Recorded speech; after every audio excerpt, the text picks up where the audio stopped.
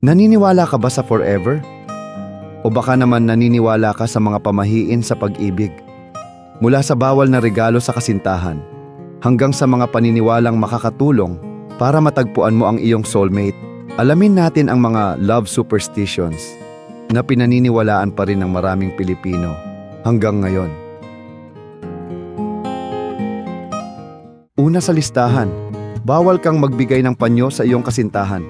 Sinasabing malas ito dahil sumisimbolo ng lungkot at pag-iyak sa inyong relasyon. Kaya kung plano mong bigyan ng regalo ang jowa mo ngayong Valentine's, siguraduhin mong hindi ito panyo. At kung gusto mong malaman kung kayo na talaga ang itinadhana, subukan nyo ang Prutas Challenge.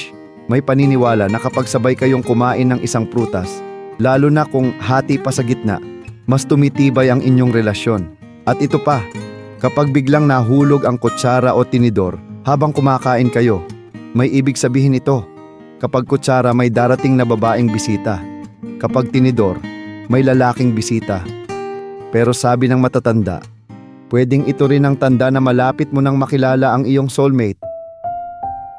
Ngayon naman, para sa mga ikakasal o gustong ikasal, ito ang mga pamahiing dapat niyong tandaan. Una, bawal ang pearls sa kasal.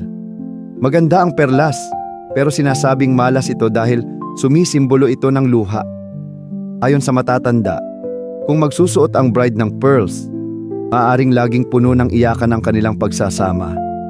At kung may kapatid kang ikakasal rin, dapat may isang kasal munang mauna sa inyo. Sukob ang tawag dito. At sinasabing maaaring magdala ito ng kamalasan sa inyong pamilya kung hindi ito susundin. At syempre, ang pinaka-famous na pamahiin, bawal makita ng groom ang bride bago ang kasal.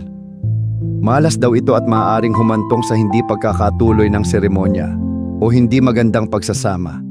Kaya kung bride ka, itago mo na ang sarili mo hanggang sa mismong kasal. At paano mo naman malalaman kung nahanap mo na ang iyong forever? Narito ang ilang pamahiing konektado sa iyong soulmate.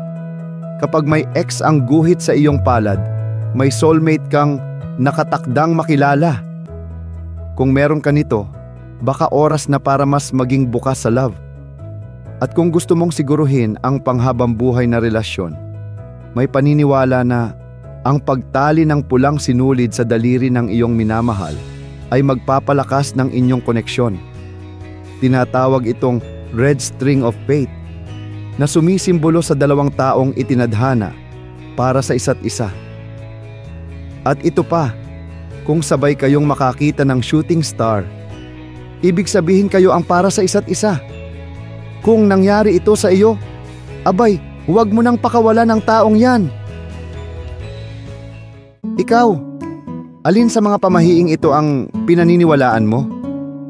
May alam ka pa bang ibang love superstitions na hindi namin nabanggit? I-comment mo na yan sa baba at pag-usapan natin.